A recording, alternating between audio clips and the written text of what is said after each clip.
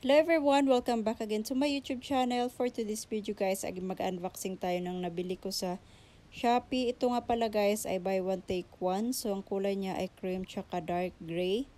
So nagkakahalaga lang ng 358 pesos.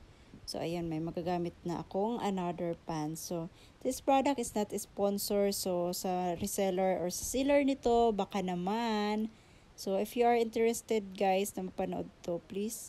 Ayan guys, don't forget nga pala guys na i-subscribe yung YouTube channel ko and comment nyo kung gusto nyo tong pants na to. So ilalagay natin yung link nito guys sa description sa inyong anak kong sumisilip na may kalarong aso namin na si Yumi. So yan guys, yung kulay dark gray, may patali siya dyan. So gustong gusto ko yung detail nito na may patali at saka meron din siyang lagayan ng belt.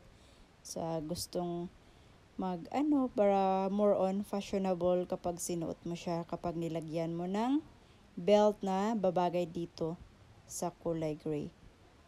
So ayan siya, and gustong gusto ko yung fitting nito guys ay kasi siya very lightweight and hindi siya mainit suotin at saka easy to wear, yes. At saka ito naman yung cream na color. So, kakasya pala to guys sa small to large kasi meron siyang garterized doon sa kanyang likod.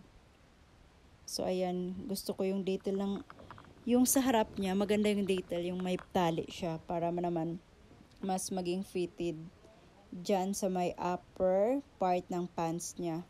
So, ayan yung anak kong nanonood habang nagfi-fit ako. Kinukuha yung plastic para ipalaro sa aso.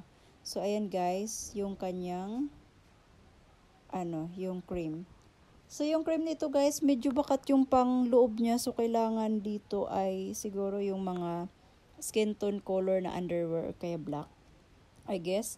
So, isuggest nyo lang guys kung ano yung perfect na pang loob, lalo na kapag medyo, hindi naman super duper halata, yung medyo bakat, yung parang medyo klaro. Pero hindi naman totally na yung parang halatang halata. So yan guys, yung sa back niya. So hindi naman siya super duper fitted talaga kasi nga meron nga siyang allowance dun sa back niya kasi garterized siya. So ayan siya, ang ganda ng kanyang kulay and yung kanyang fitting. Ayan, yung length niya saktong-sakto lang sa akin. Ayan, yung height ko hindi ako taasan. So, 5'1" lang po tayo. So, ayan guys. So, kung nagustuhan nyo guys, please comment down. And thank you so much for watching guys ha. Ayan, panoorin nyo din yung mga ibang mga video ko. And mag-upload tayo soon ng marami pang video. Please consider to subscribe. Thank you and hope to see you again.